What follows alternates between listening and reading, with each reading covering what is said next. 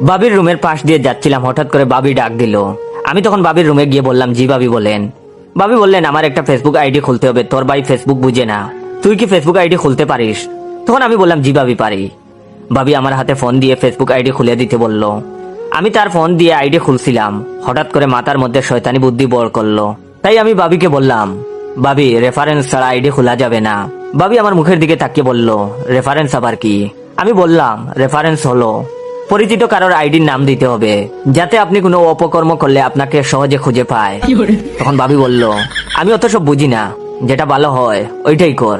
তখন আমি বললাম, ঠিক আছে, আমার রেফারেন্স দিয়ে দিলাম, পরে কোনো অঘটন ঘটাইয়েন না, তাহলে আমি বিপদে পড়বো।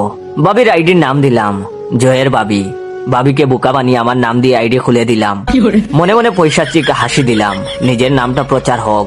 মনে মনে সেলিব্রিটি ভাব লাগছিল। আমি ছাড়া বাড়িতে মোবাইল সম্পর্কে তেমন বুঝতো না কেউ। একদিন বাবা বলল ফেসবুক আইডি খুলে দিতে। বাবাকেও বাবির মতো বুঝ দিয়ে বোকা বানিয়ে আইডি খুলে দিলাম।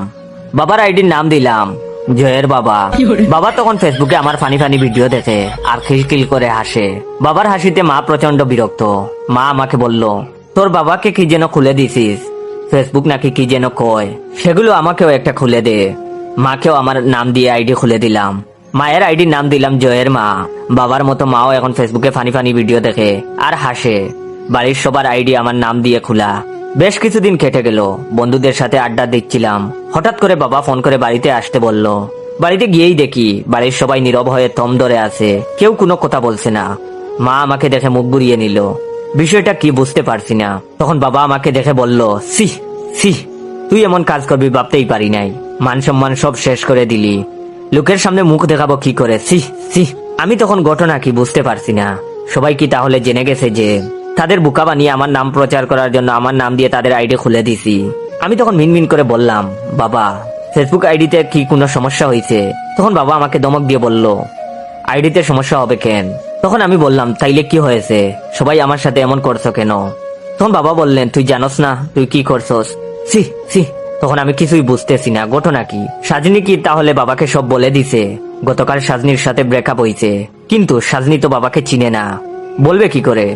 তাইলে কি সাদিয়া কিছু বলছে? কিন্তু সাদিয়া তো কিছু বলার কথা নয়, ওর তো বিয়ে ঠিক। তাহলে কি পলি কিছু বললো? কিন্তু পলি তো এমন মেয়ে না। সুমাইয়াকে সন্দেহ হয়, কিন্তু সুমাইয়ার সাথে তো সেই কবে ব্রেকআপ হয়েছে। মাথাটা গরম হয়ে গেল ভাবতে ভাবতে। এমন সময় ঠাস করে ডান কান বরাবর বাবা চোর বসিয়ে দিয়ে বলল, তুই আমারে না জানিয়ে গোপনে কেন বিয়ে করলি? বাবার কথা শুনে আকাশ থেকে পড়লাম। আমি তখন বললাম, বিয়ে করছি মানে? কে বলছে এই কথা?